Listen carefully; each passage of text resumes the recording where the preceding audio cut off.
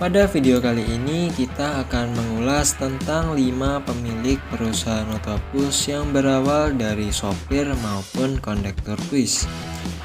Nasib seseorang memang tidak bisa ditentukan dari mana mereka lahir, akan tetapi ditentukan dari seberapa besar usaha mereka untuk bisa menjadi orang sukses. Itulah yang menjadi kunci keberhasilan sejumlah pemilik perusahaan otobus di Indonesia. Memang tidak bisa dipungkiri banyak perusahaan otobus yang merupakan warisan dari keluarga. Namun tak sedikit pula yang membangun perusahaan otobus dari nol. Tentunya banyak kisah inspiratif bagaimana mereka mampu bertahan hidup hingga kini di mana mereka bisa menggaji ribuan karyawan. Para pemilik PO Bis ini merupakan sosok pekerja keras yang memiliki impian besar, bahkan ada dari mereka yang berawal dari seorang kernet dan sopir bis.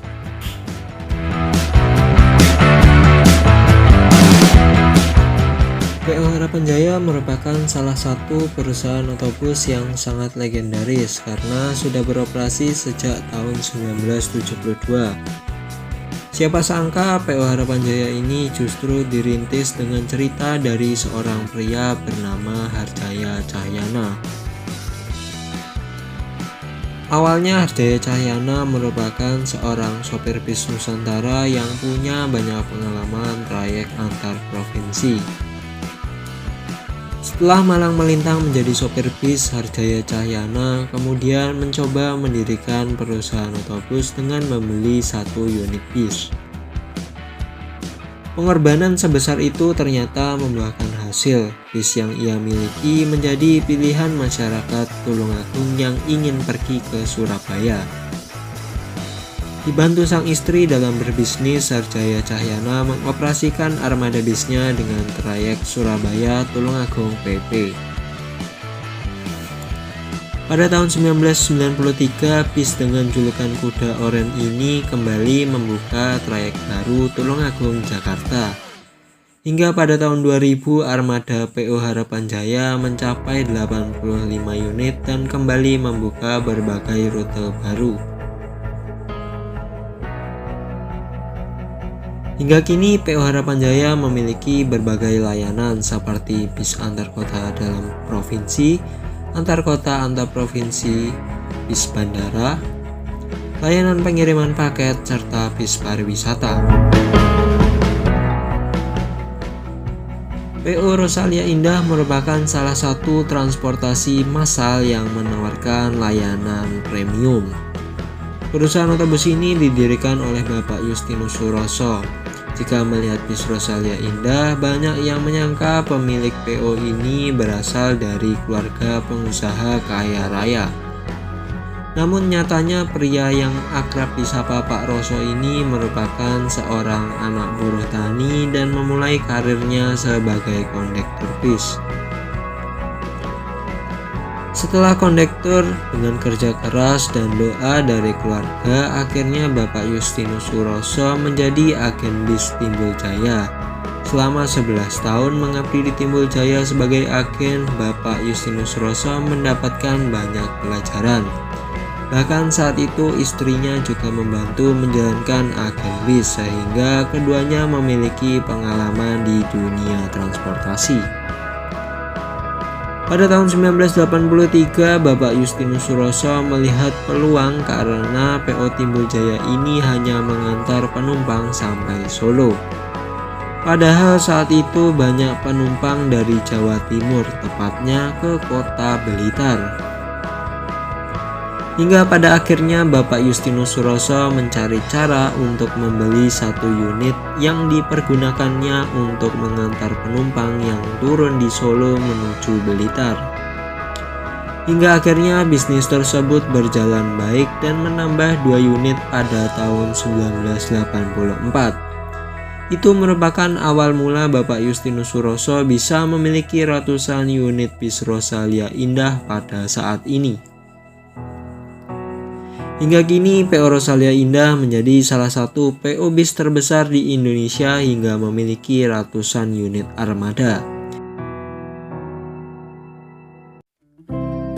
Selain bergerak di bidang transportasi bis, PO Rosalia Indah ini juga memiliki restoran, SPBU, hingga hotel.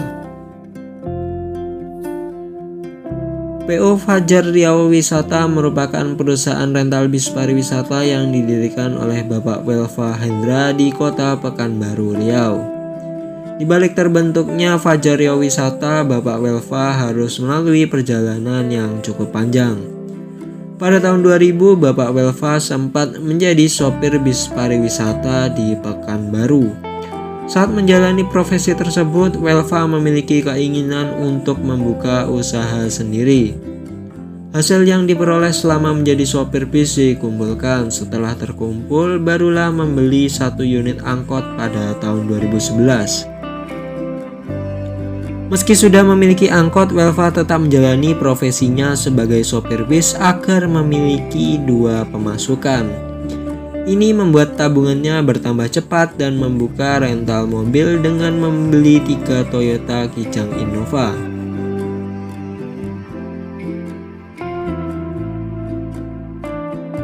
Namun melihat peluang bis pariwisata yang sangat besar di Pekanbaru, Welfa menjual salah satu mobil Innovanya.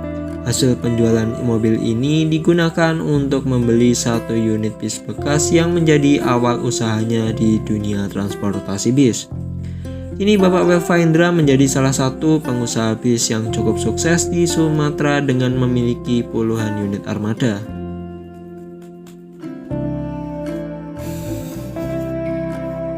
PO Dedi Jaya merupakan perusahaan otobus asal Kota Brebes, Jawa Tengah.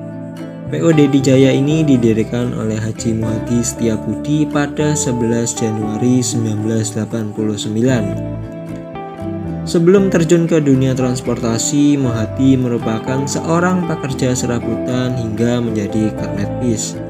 Bermodalkan uang tabungan, Muhadi membuka usaha berjualan bambu. Usahanya tersebut ternyata membuahkan hasil hingga bisa membuka toko bangunan. Setelah 7 tahun berkecimpung di dunia bangunan, Muhadi terpikirkan untuk membuka usaha transportasi karena ada peluang. Bermodalkan pengalaman sebagai kernet, Muhadi sadar apa yang dibutuhkan penumpang sepanjang perjalanan. Memiliki modal yang cukup besar dari hasil jualan bahan bangunan, Muhadi kemudian mengejar mimpinya membuka perusahaan otobus Dedi Jaya. Saat itu dia memulai dengan menerjunkan 8 unit bis yang melayani trayek Brebes-Jakarta PP. Kehadiran PO Dedi Jaya ini disambut baik masyarakat Brebes, Pekalongan, Tegal, dan Purwokerto. Mengingat saat itu mereka membutuhkan angkutan umum yang dapat mengantar dengan cepat dan nyaman ke ibu kota.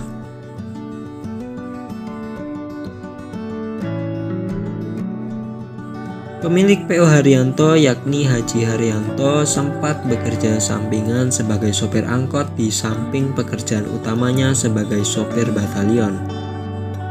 Pekerjaan sampingan ini ia lakukan sejak menikah pada tahun 1982. Kebutuhan yang meningkat mendorongnya membeli angkot dan mengemudikannya sendiri.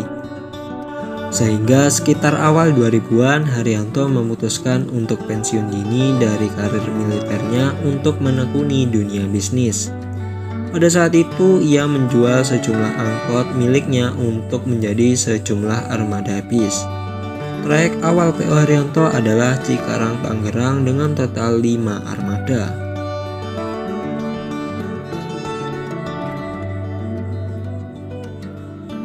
Itulah ulasan 5 pemilik perusahaan otobus yang berawal dari sopir maupun kondektor bis. Dari sini kita dapat ketahui bahwa nasib seseorang memang tidak bisa ditentukan dari mana kita lahir. Akan tetapi ditentukan dari seberapa besar usaha kita untuk bisa menjadi orang sukses.